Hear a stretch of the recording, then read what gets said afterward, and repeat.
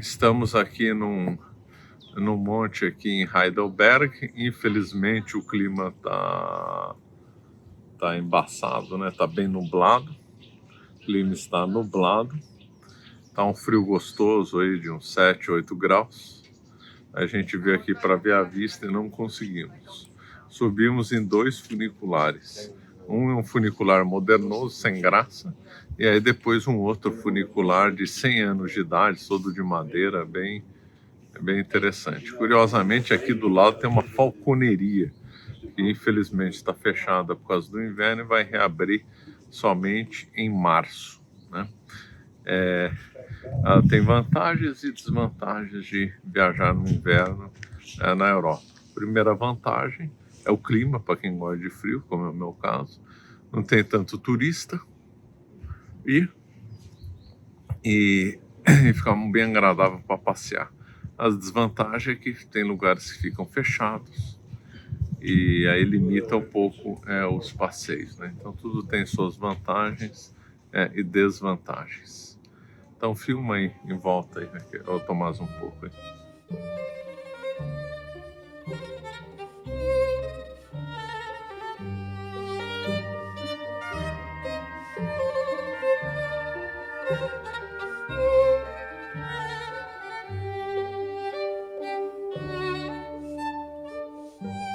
Então nós estamos aqui no Castelo de Heidelberg, e o Castelo de Heidelberg é famoso por ter o maior barril de vinho, né, tonel de vinho do mundo, que não é esse aqui já é gigante, só que nós vamos num maior ainda, né? Agora aqui nós estamos vendo então o maior barril de vinho do mundo, né? É o maior que tem. E o castelo é famoso por causa disso. Por que ele é tão grande? Por que fizeram um barril tão grande assim? Porque o imposto aqui na região, isso faz tempo, né, era cobrado na forma em porcentagem da produção de vinho. Aqui no sul da Alemanha, ao longo da bacia do Reno, tem muita produção de vinho. Então os nobres cobravam a título de imposto uma porcentagem da produção de vinho, e uma parte dela ela é armazenada aqui, né? Por isso. Tá filmando? Então, só aqui nós estamos exatamente em cima do tonel do barril de vinho, e ele armazena 127 mil litros de vinho, impressionante. Então, esse fulano que cuidava do vinho aqui, que eu esqueci o nome, tem uma lenda a respeito dele, que obviamente ele tomava vinho todos os dias. E aí ele ficou doente, e o médico recomendou para ele, em vez de tomar vinho, passar a tomar água. E aí ele morreu. Eu não entendi o que ele falou.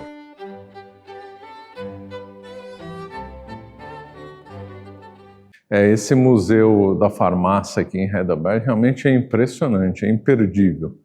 Nós só demos um azar porque veio uma horda de adolescentes aqui, e foi triste, viu? Acho que adolescente mal educado não tem só no Brasil, não.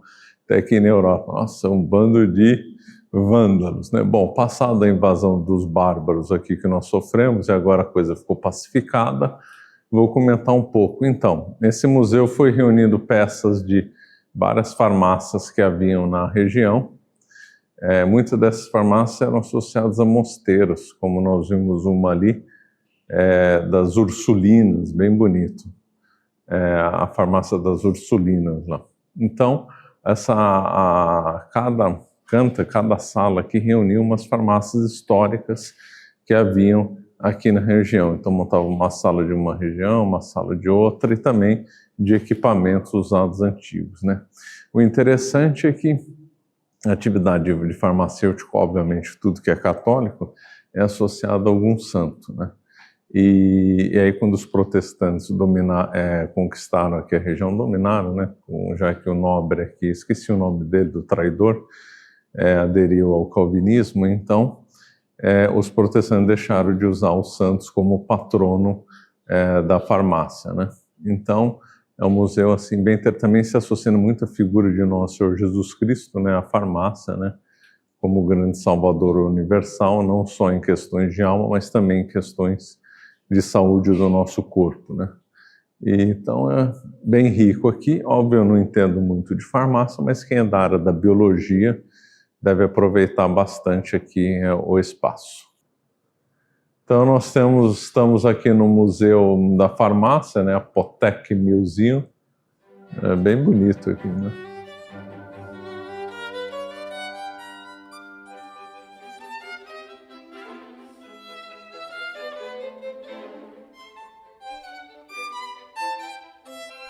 Então aqui nós estamos aqui no pátio interno do castelo. Lembrando que esse castelo aqui foi sede do Condado do Palatinado, né? Aqui quem mandava era um conde. Aliás, o título conde aqui no antigo Império Sacro-Romano Germânico é de origem merovingia. E os condes inicialmente exerciam apenas a função jurisdicional, ou seja, eram juízes que exerciam essa função a mando de algum rei ou alta nobreza dos merovingios. Com o tempo eles passaram a ter funções administrativas e com o tempo passaram a ter vassalos sobre sua tutela, que é o que aconteceu aqui, que inclusive também foi da família Hohenstaufen também. Bom, o fato é que no século XIV, aqui se tornou um eleitorado, né? Tanto é que se fala eleitorado do Palatinado, né? Então o conde do Palatinado também era um eleitor. A Bula Dourada discriminava 7 eleitores no Império Sacro-Romano Germânico, né? O Império Sacro-Romano Germânico era uma monarquia eletiva e só 7 regiões aqui da Alemanha, que correspondente a 7 nobres de alta nobreza, como aqui o conde do Palatinado, tinham direito ao voto. Então aqui era uma região extremamente importante, daí o termo eleitorado do Palatinado, né? Infelizmente, com a reforma que aderiu à reforma protestante, aqui se tornou calvinista, né? É uma pena. Depois aqui sofreu muito na Guerra dos 30 Anos, com muitas batalhas aqui. Agora o castelo aqui, que está parcialmente em ruínas, foi destruído pelos franceses no final do século XVII, no tempo do rei Sol Luís XIV.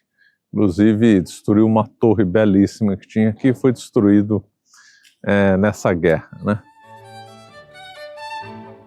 Aqui a fachada que está atrás de mim é uma fachada renascentista, que obviamente o castelo é medieval, né? E aqui se tornou a residência do conde.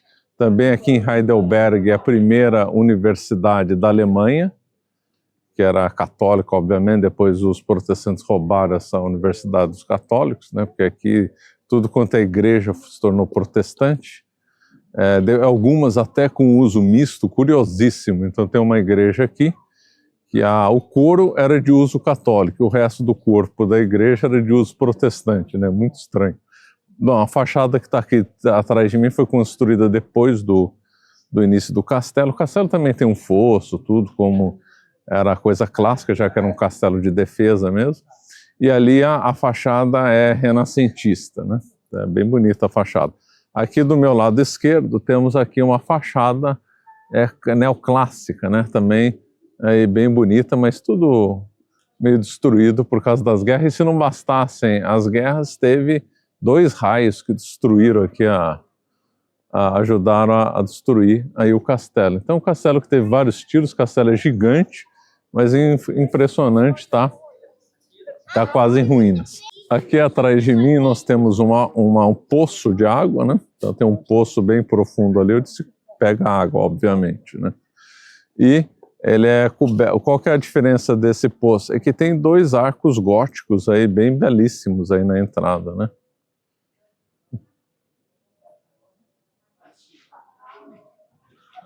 Eu lembro também que todas as pedras daqui do castelo foram trazidas de uma montanha aqui perto. Antes de eu fazer essa filmagem, nós fizemos um tour interno, né? Só para quem paga, ou seja, tem que pagar um extra para fazer esse tour. E esse tour tem 2 línguas possíveis, inglês ou alemão. E aí a gente vê a importância de saber inglês, porque aí aqui na Alemanha não fala alemão, então a gente tem que se comunicar em inglês, né? Então a pessoa que não sabe inglês está tendo muita limitação em viagem, trabalho e tal.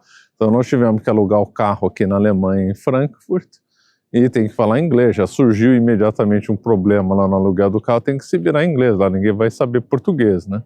Então o inglês é a língua universal, aqui na Alemanha muita gente fala inglês, em outros lugares da Europa também, Croácia, Bósnia, Montenegro. Então eu recomendo fortemente que façam o curso B-Way do Jonas Bressan, que aliás está com desconto de 50% por causa do Natal.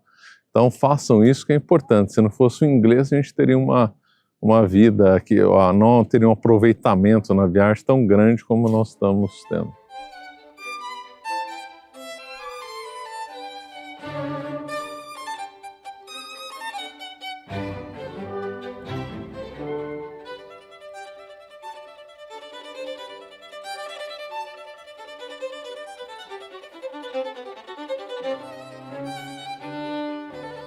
Então, nós estamos aqui exatamente no que foi, né, o jardim do castelo. Hoje é só um gramado, né? Jardim francês é tudo bem cuidado. Agora, o que realmente é estranho é esse cavalo aí. Olha que coisa horrorosa. É impressionante como a arte moderna é uma coisa medonha. Olha, uma estrutura completamente delirante, né? É realmente assustador, não dá nem para comentar. É sempre assim, é o que a gente vê, né, na Europa, né? A parte antiga da Europa, medieval, ainda moderna, ela é toda bonita e tal, proporcional, uma boa arte. A gente vê a área moderna da cidade, são monstrengos, prédios horrorosos, prédios onde só se valoriza a funcionalidade do prédio, enquanto que as construções antigas, especialmente as medievais, se construir com base na funcionalidade, obviamente, mas também com base na arte, né? Com apelo visual, apelo estético, etc. Né? Agora, a arte moderna, ela é completamente delirante, né? E esse cavalo aí é realmente assustador. Na entrada do castelo tem entrada do castelo não, lá perto do rio também tem uma outra escultura, mas tão feia que a gente nem tirou foto. Então, aqui atrás de mim, onde era um jardim. Então, havia grandes jardins aqui atrás, que foram destruídos ao longo dos tempos. E esse jardim foi construído por um belga, conforme informações dadas pelo nosso guia. E só ficou um jardim de inspiração francesa, segundo o estilo. Nós temos vários tipos de jardins, né? Jardim inglês, francês, japonês, espanhol e tal. Sobre os jardins eu vou comentar em outra ocasião, mas a associação entre castelo e jardim é muito interessante. Era uma tradição antiga, e esse aqui não fugia. Pena que o jardim foi destruído. Esse é o terraço aí, que é bonito.